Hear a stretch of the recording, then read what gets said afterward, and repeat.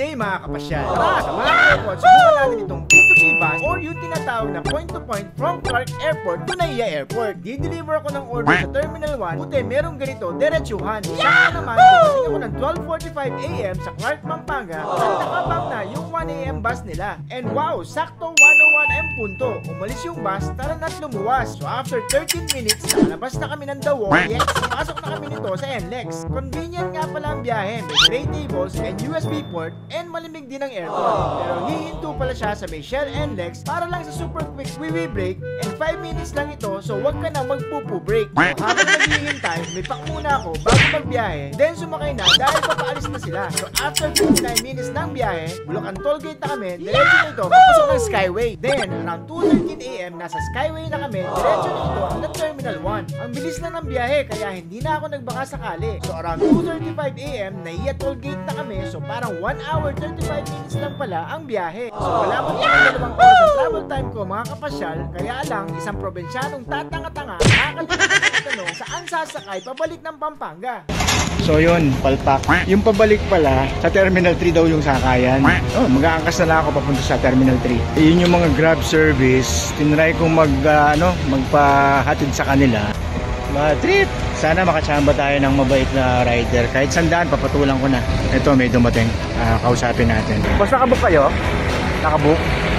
Nakabook? Meron may nagpupwesto pa dito hindi nakabook? Ano na? Okay. Try natin mag-download. Paano ba yun? Ito, ang CAS. Ang CAS. Sige. Tayo install. Sige. Tingnan natin magkano aabutan ha. Sandali lang. Open up. Siyempre, allow. Alangan. 908. Hop, secret. One time pin. Sabi may one time pin ako. Wala naman.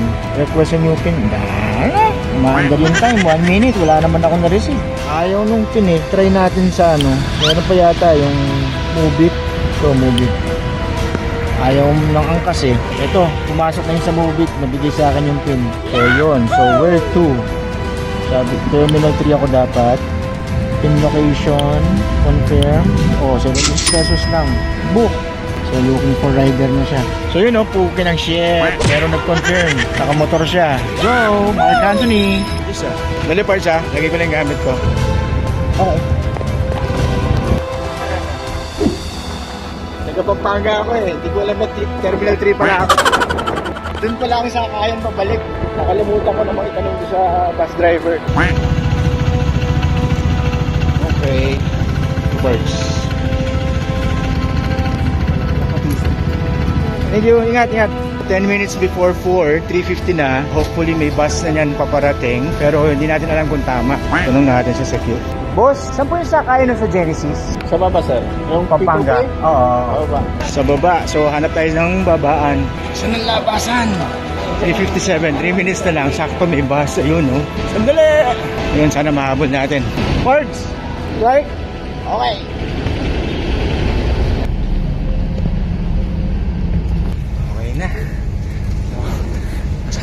So yun mga kapasyal, nakauwi tayo ng safe and sa EDSA pala ang daan niya pabalik ng Clark dahil magsasakay siya sa Trinoma. So hope you enjoy and let's go! I've got things I can't scratch, I'm missing a piece that completes a whole part of me, an open wound scar to see.